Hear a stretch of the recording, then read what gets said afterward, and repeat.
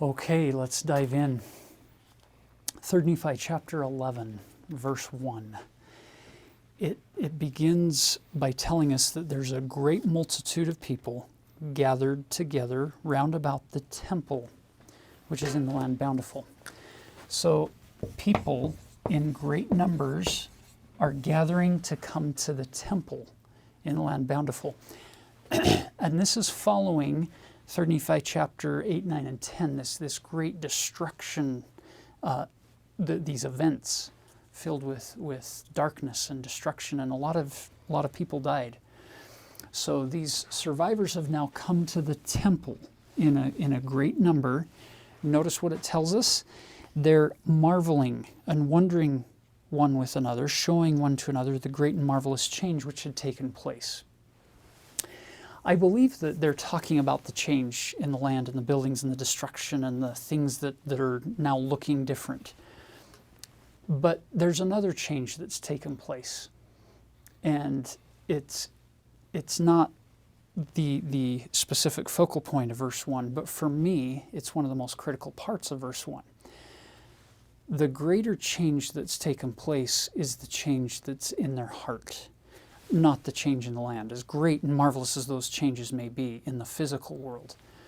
The reality is now they're focused differently than they were back in 3 Nephi 7.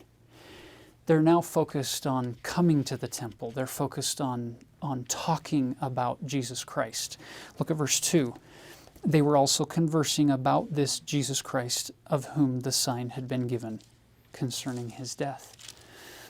So it's in that setting where we now get this incredible experience, which you might be able to refer to 3 Nephi 11 through 27 as the Holy of Holies of the Book of Mormon, in that this whole time up to these pages, we've been waiting for and anticipating the coming of the Savior to the world. And he's finally here, and these people get to come into his presence and have this experience. Here's how it begins. Verse 3, it came to pass that while they were thus conversing one with another, they heard a voice as if it came out of heaven, and they cast their eyes round about, for they understood not the voice which they heard. And then he goes on to describe the voice, not being harsh, neither was it a loud voice, and it was a small voice, but it did pierce them that did hear to the very center, and it caused their whole souls to quake and their hearts to burn. Did you notice what happened? You have a large multitude of people gathered at the temple. They hear a heavenly voice come to them, and what was their response? They didn't understand. They heard a voice speaking, but they didn't understand it. So what was their response? They cast their eyes round about, for they understood not the voice.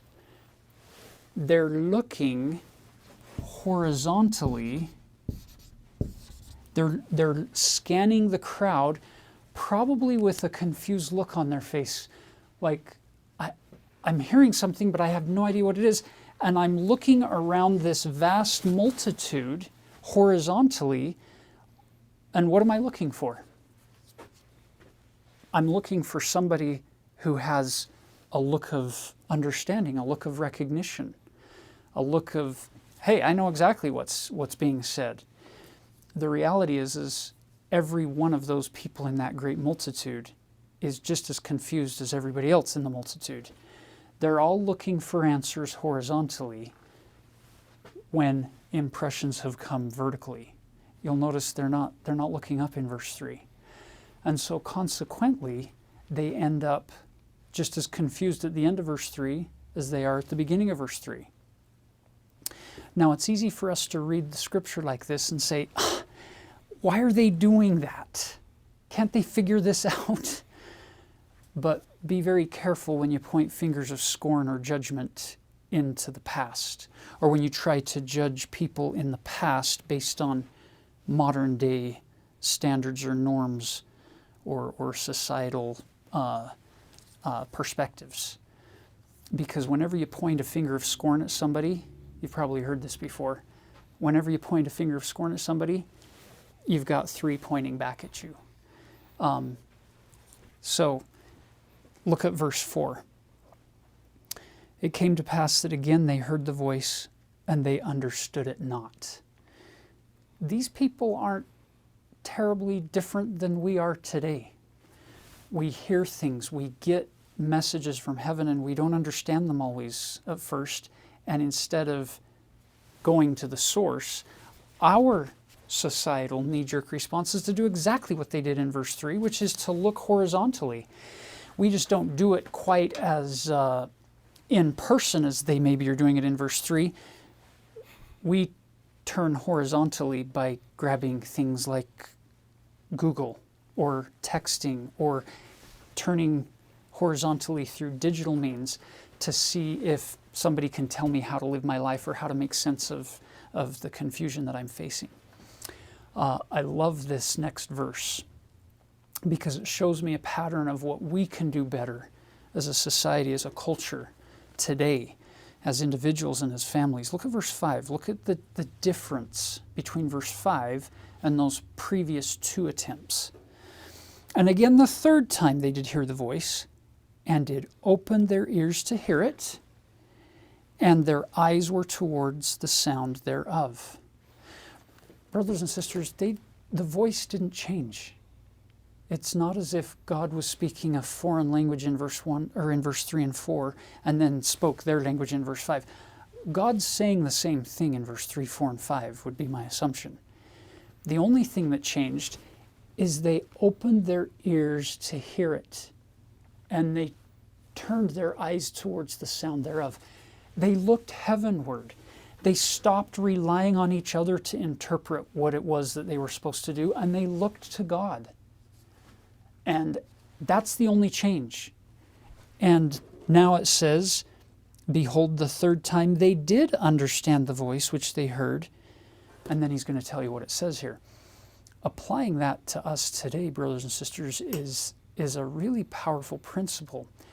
We can tune our ears to the voices of the world's experts, to the voices of people who maybe self-proclaim that they've got things figured out, and they'll tell you exactly how to live your life and how to make decisions.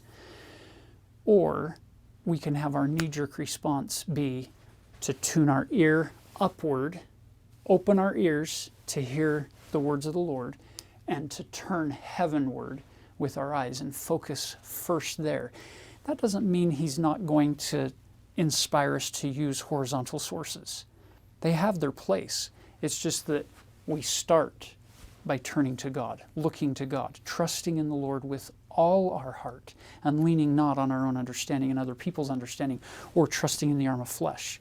It's trusting in the almighty hand of God.